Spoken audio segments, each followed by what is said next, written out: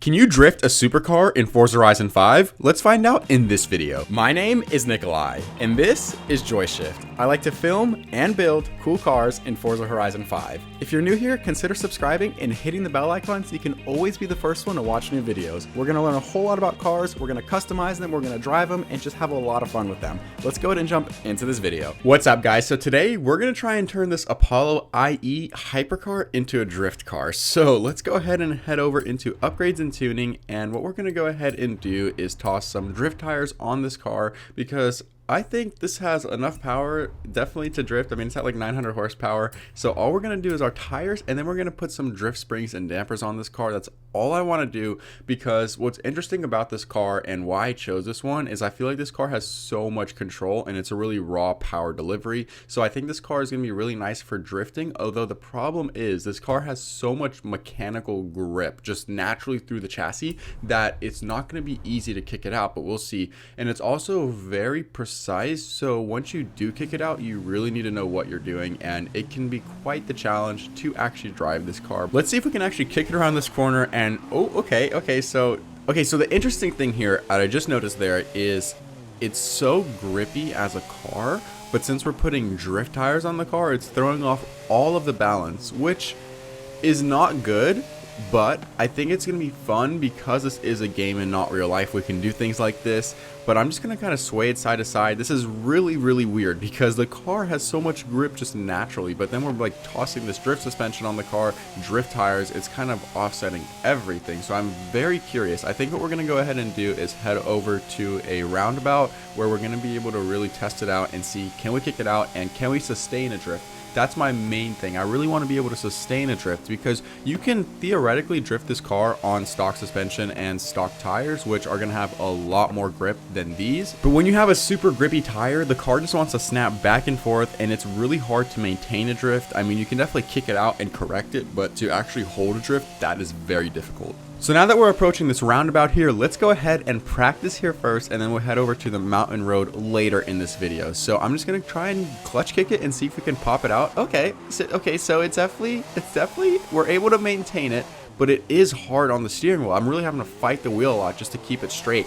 But I think once I get it right, you know, like once I get it to a sustainable amount, I should be able to just sway my wheel back and forth in order to maintain the roundabout drift. So let's see. Yep, there we go. Second gear seems like a little bit too short, but we'll try third gear here. Yep, this is actually really nice. I'm surprised this feels as good as it does because I was not expecting us to be able to drift a hypercar, which is weird because this car has so much power. I thought it would just be spinning out like crazy, but it actually, I love this car because the Apollo IE I feel like is the most controllable car in this game. There might be other cars that you know could be on par with this, but I just think it has so much control and it's such a raw power delivery. And even being able to like just spin it around here, like it's actually quite controllable even when it's like fully just the tires are just being just spun all over the place. But it's definitely a good place to practice here, and I highly recommend out here because you know you're gonna spin out like here, but I mean that's totally fine. It's all just practice. So let's go ahead and start driving towards the mountain road because I think that's where we're really gonna be able to test this car out and definitely test out my driving abilities with this car. So let's head down there now.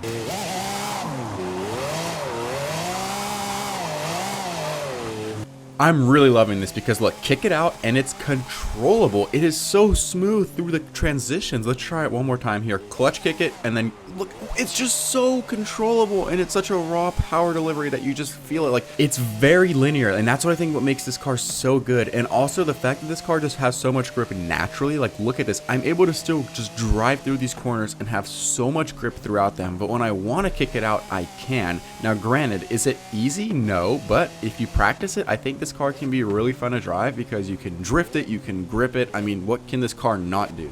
On the flip side though, this is not easy to do, and this does take a lot of practice because it has so much grip that you can just have so much speed throughout the corner because I mean this car is almost 1,000 horsepower, and it's like you need to be able to control 1,000 horsepower. Like that is not easy to do, but at the same time when you can have control over it, it's a pretty smooth delivery. Like look right here, I'm able to transition between corners just fairly simple. I love that I can just drift it throughout this corner, and then I'm going to straighten it out, and just because the car has so much grip, I'm able to just send it straight here, and it's just going to grip it up like it's on its regular stock suspension and tires. It's so amazing how much this car can do, and I know it is a hypercar, but you don't ever see hypercars drifting, simply for the fact that when a car has so much grip, it becomes very difficult for you to drift it, because it's just like it wants to snap back and forth.